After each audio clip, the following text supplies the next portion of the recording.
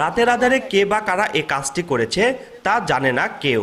কবরস্থানে রাখা আসার পরে 3 দিনের দিন আমার শ্বশুরের খিলেন দিনের দশাকর্ম করা হয়েছে।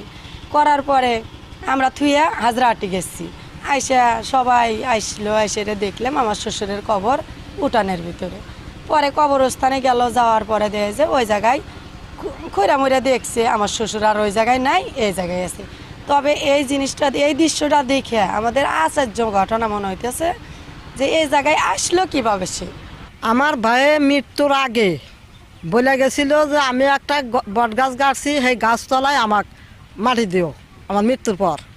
তখন ময়মুরবি না শুই না কবরস্থানে মাটি দিছে। তখন ওই কবরস্থানে থেকে কিভাবে কি সমাচার কেবল এখানে কবরস্থান আইছে আমরা অলিখিতভাবে আমরা বলতে পারবো না।